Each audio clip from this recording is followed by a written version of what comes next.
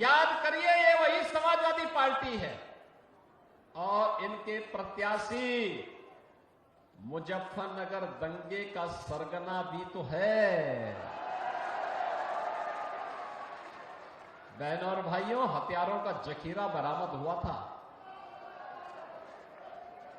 और याद करिए, तब समाजवादी पार्टी की सरकार के मुखिया और आज के समाजवादी पार्टी के भी मुखिया उन दंगाइयों को अपने सरकारी आवास पे बुला करके सम्मानित कर रहे थे। बहनों और भाइयों, आपने देखा होगा,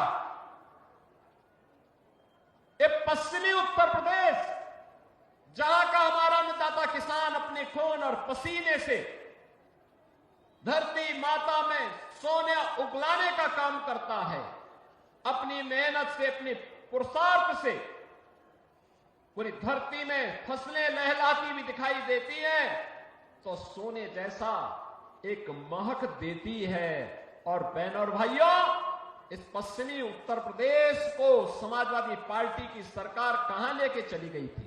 पलायन का दंश यहां के लोगों को झेलना पड़ रहा था। बेटी और बहन सुरक्षित नहीं थी, किसान परेशान था, नौजवान पलायन करने के लिए मजबूर था, व्यापारी अपना व्यापार समेट करके उत्तर प्रदेश छोड़ने के लिए मजबूर था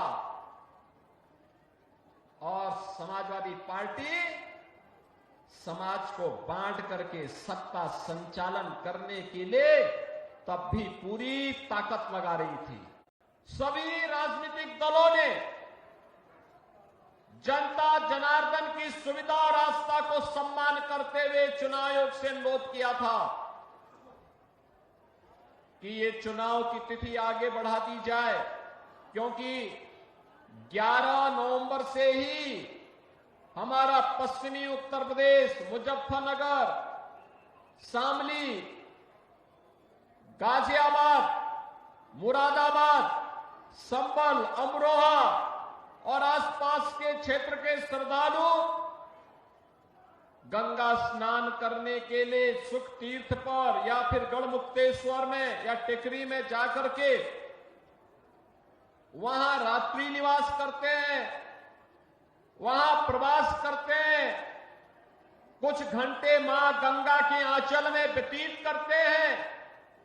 उनकी आस्था का सम्मान हो। हम आभारी हैं भारत निर्वाचन आयोग के कि उन्होंने जन आस्था का सम्मान दिया, लेकिन समाजवादी पार्टी ने इस फैसले का विरोध किया। ये समाजवादी पार्टी पूरी तरह एक्सपोज हो चुकी है।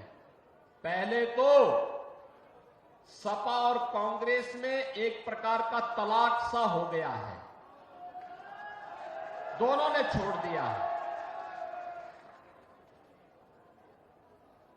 दोनों में फिर से वही खटपट शुरू हो गई है, क्योंकि लोकसभा चुनाव में इन्होंने आपके बीच में कहा था खटाखट खटाखट।